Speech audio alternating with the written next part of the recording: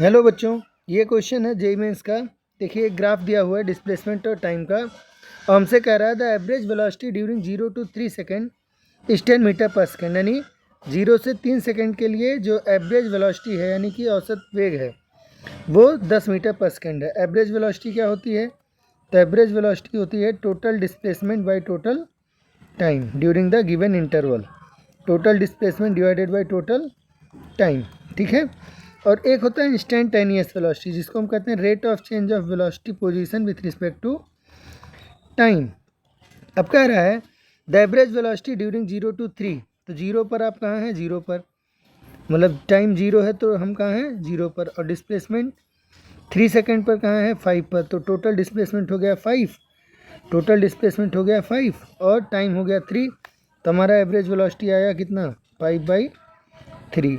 यानी 0 से लेकर के 3 के लिए एवरेज वेलोसिटी है 5/3। So option A incorrect.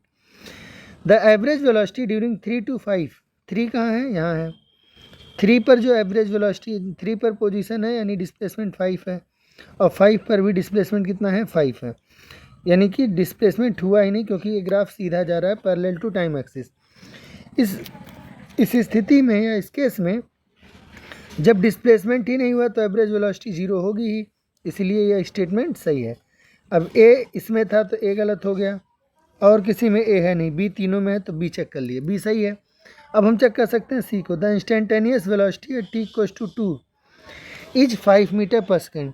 T equals to 2 second यहाँ पर है, ठीक है। उसके पहले 1 सेकेंड पर पार्टिकल -5 पे है, और सी पर यानी 3 सेकेंड पे पार्टिकल +5 पे, यानी कि टोटल डिस्प्लेसमेंट हो गया 10। और ये पूरे ड्यूरेशन की टाइम है 2 सेकेंड।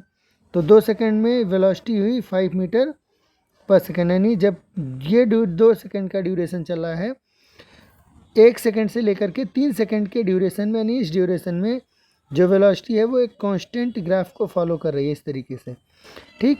और जब ग्राफ कांस्टेंट है यानी कांस्टेंट ग्राफ है तो स्लो जो वेलोसिटी होगी वो कांस्टेंट होगी।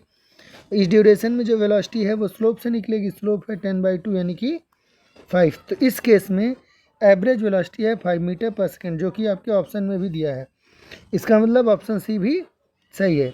तो बी सी यानी ये वाला ऑप्शन गलत हो गया। अब बचा बी सी ई, या तो डी सही हो गया या तो ई सही होगा। डी चेक कर लेते हैं। The average velocity during 5 to 7 second. 5 यहाँ है, 7 यहाँ है।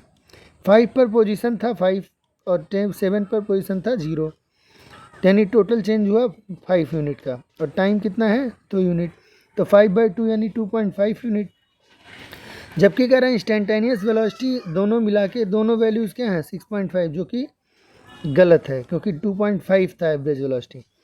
अब last option, the average velocity from T equals to 0 to t equals to 9 is 0। T equals to 0 पर पार्टिकल कहाँ है? 0 पर। टी इक्वल्स टू 9 पर भी पार्टिकल कहाँ है? 0 पर। तो यहाँ भी 0 है, यहाँ भी 0 है। टोटल जर्नी का डिस्प्लेसमेंट है 0। तो डिस्प्लेसमेंट डिवाइडेड बाई टाइम कितना आया? 0। तो हमारा एवरेज वेलोसिटी 0 आया। तो बी सही, सी सही, ई सही, बी सही, सी सही, ई सही। तो option number D will be correct answer, ठीक है। Thank you. इसका कोर कॉन्सेप्ट है 2। पहला, एवरेज वेलोसिटी होती है, एवरेज वेलोसिटी होती है displacement divided by time, displacement divided by time.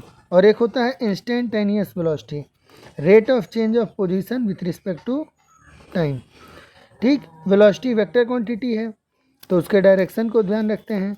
अब मान लीजिए जैसे इस केस में था कि 1 से लेकर के 3 तक के जर्नी में जो एवरेज वेलोसिटी होगी वही इंस्टेंटेनियस वेलोसिटी भी होगी, क्योंकि वेलोसिटी कांस्टेंट है, ठीक है।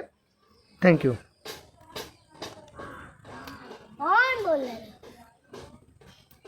यहाँ से नीचे उतर लो तो